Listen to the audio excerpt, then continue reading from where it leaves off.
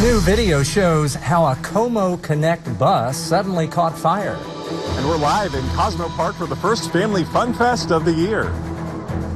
And some parents are paying the same costs as college tuition even before sending their kids to college. KOMU 8 News at 6 starts now.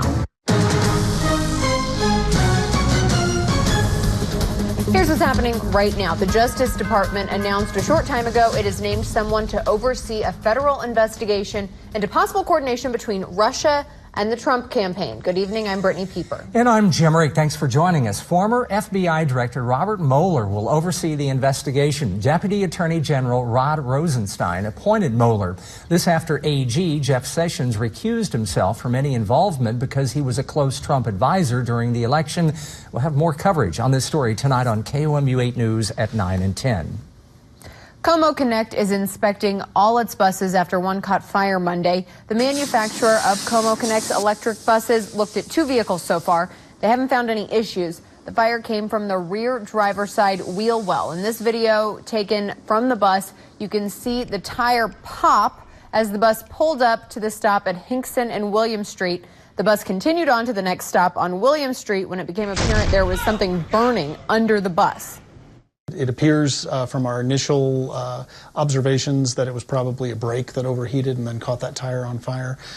So it wasn't really anything that was related to the batteries or the electrical components of the bus.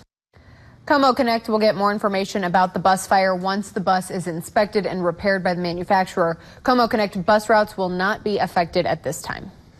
The Boone County Sheriff's Department identified the shooter from last night's shots fired call on Gregory Drive. He has not been caught. The department is looking for 18-year-old Deontay Shaw. He was arrested and accused last October for taking a man's wallet and threatening him with a handgun. Last night, neighbors said someone went into a home and fired about 15 shots before leaving. A woman told KOMU 8 News her son was inside and the person who fired the shots is a family member. No one was hurt. Columbia Public Schools is celebrating its first class of Educational Exploration, or edX grad. The program was developed for a more diverse teaching staff. The district reports only 14% of its teachers are of color.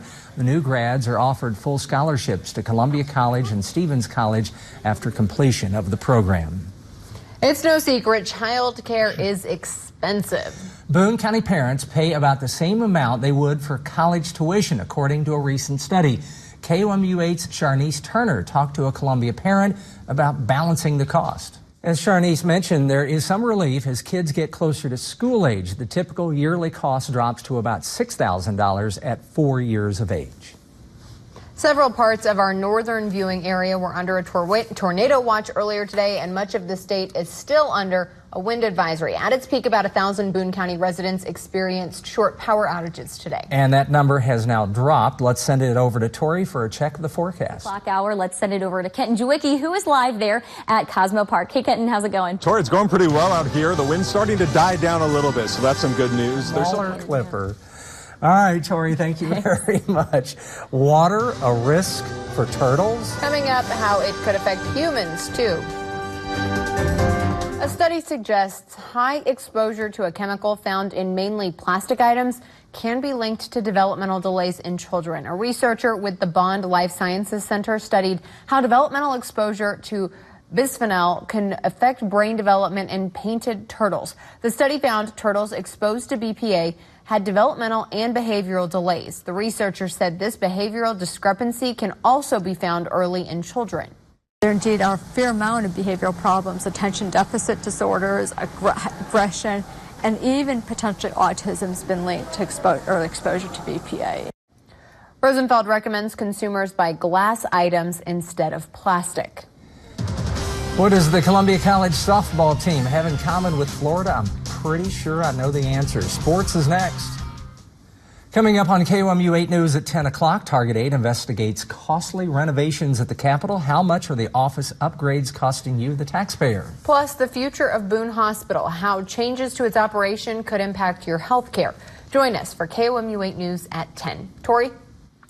All right, with the exception of a few really light showers here or there, we're all pretty much done with the rainfall throughout the rest of the evening. We will see clearing skies and really mild conditions, with the exception of the wind. It's still going to be very breezy throughout the rest of our overnight hours. I think we're still looking at wind gusts as high as 25 to 30, even well into your Thursday morning. But for tomorrow afternoon, things should calm down a little bit. It's going to be a very dry but very warm and humid day. We'll see high temperatures back into the upper 80s. More rainfall can be expected really throughout the rest of this weekend, particularly in and out throughout the day on Friday and much of Saturday. Right now, it still does look like our western counties in our viewing area could see some clearing by late Saturday afternoon and into the evening. Otherwise, we won't see another dry day again until Sunday. But that, of course, does come with some breezy conditions and temperatures back into the upper 60s, low 70s.